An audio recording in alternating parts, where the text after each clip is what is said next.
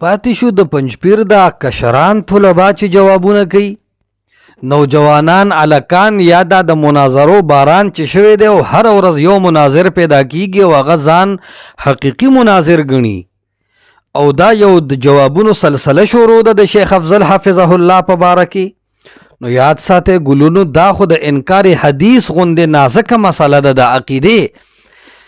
دیکې نوجوان طبقه اول خو مخې له مه راځئ، ځکه دا ستاسو خو جماعت پرسته خلق یې تنظیم لرئ،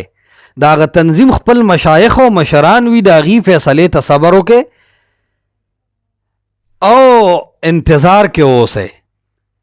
دویمه خبره دا ده که یو سړی بیا هم د خپل محبت اظهار کوي نو په دې مسله وغږیږئ چې حدیث حجت دی، د دې معیار څه دی. کله سړی منکر حدیث کیږي او کله نه کیږي. خضر حیات بکروي صاحب په دې اصول منکر حدیث دی او نه دی، خیر دی په دې هر سړی خبره وکړي. خو د شیخ افضل حفظه الله چې مشر عالم دی، سپینګری عالم دی او د سلفي عقیدې یو اصل مناظر دی، کم از کم په کیفیکې خو بل اتفاق یقیني خبره ده چې مشر عالم او مناظر دی. نو دا هغه جواب د پاره د هغه هم عمره هم علم کس دی جواب وکي. نو که د شیخ افضل دا غستغو یا دا کمزور الفاظو جواب کوي نو حق لري. شیخ افضل صاحب چې کم الفاظ استعمال کړي دي سخت د کنزلو،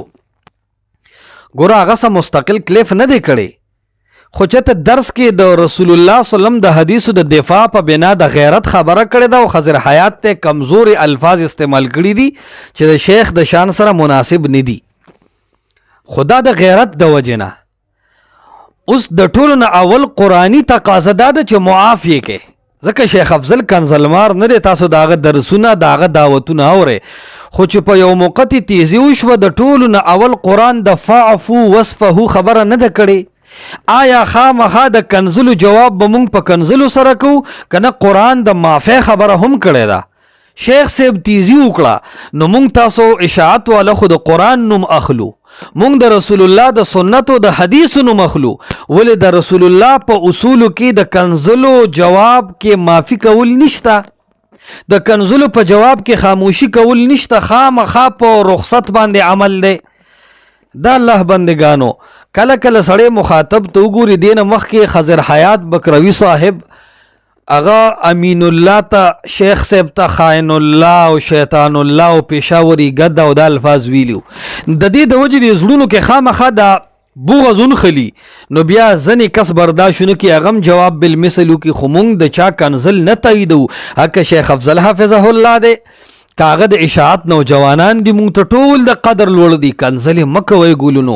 دا بریلیان ګلان درته ګوري، دا جمعیت والا دا دیوبندیان ګلونه درته ګوري، دی هم وایي چې پنجپیریانو خبره په انکار حدیث او د خضر حیات په ذات روانه ده، ذمہدار خلک ټول د پنجپیر خاموش دی، کشران د کنزلو جواب خالص په کنزلو کوي، کومه چې اصل خبره ده چې دا ستغي شوي ولیدي په هغې څوک هم نه غږیږي. فلهذا عرض میں دادے یو نوجوانان پدی کې ډیره عیسا ماخله وجه دار چې دا د عقیده مسله ده، د جذباتو مسله ده نه. دویمه خبره ده چې د کنزلو جواب خاموشي او د الله د لپاره معاف کول هم دي. دریمه خبره ده چې د پنجپیر ذمہ دار مشایخ او علما خامخا او خيار خلق دې فیصله به وکي، تر هغې خو صبر وکړئ که نه. د دې خو دا معنی تاسو ګرځوئ چې مشران او مشایخ د خضر حیات بکروي په حق کې نه دي ګویا او هغې ګویا کې منکر حدیث ګڼي او دا کشران یې دفاع کوي. نو داسې خو مه کوئ، د خیر خبره وکړئ، کني میډیا دا عوام مو ګوري، سپکې خبرې، سپک القاب،